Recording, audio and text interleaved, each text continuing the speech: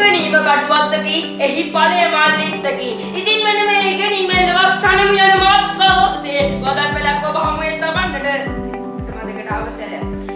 ඉගෙනීම කියන්නේ නොදන්නා දේ දැන ගැනීමයි. අධ්‍යාපනය තුළින් කෙනෙකුගේ සාක්ෂරතාව වර්ධනය වෙනවා වගේම දැනුම ආකල්ප කුසලතාවයන් පෞරුෂත්වය වර්ධනය වීමට බලපානවා.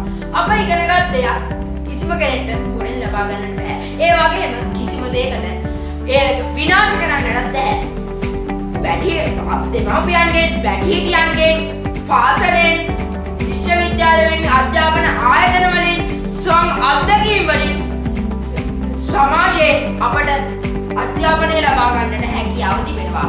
ශිෂ්‍යයෙකුගේ පළමු කාර්ය අධ්‍යාපනය, ශිෂ්‍යයෙකුගේ දෙවන කාර්ය අධ්‍යාපනය, ශිෂ්‍යයෙකුගේ තුන්වන කාර්ය අධ්‍යාපනය මේ මාරියා මොන්ටිසෝරි ප්‍රකාශ කළේ අධ්‍යාපනයේ වටිනාකම උදින් වඩාගත් නිසායි.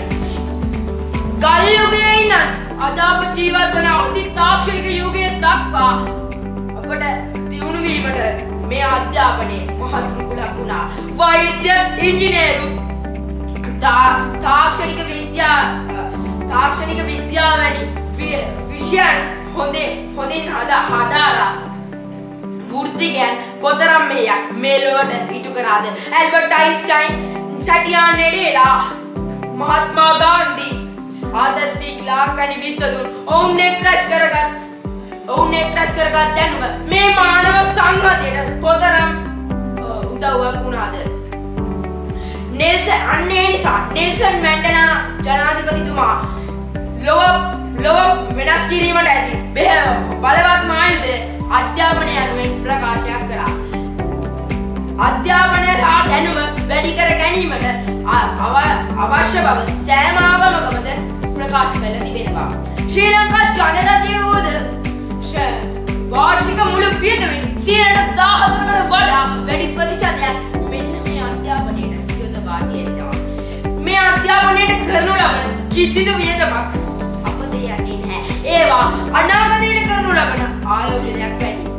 රටක සංවර්ධනයට අත්‍යවශ්‍ය සාධකයක් වන මානව ප්‍රාග්ධනය වැඩි දියුණු කිරීමට මේ අධ්‍යාපනය දෙහිවීම හල් වෙනවා. අධ්‍යාපනය නැති රටක් අන්තික් තබන පියවරක් වෙයි.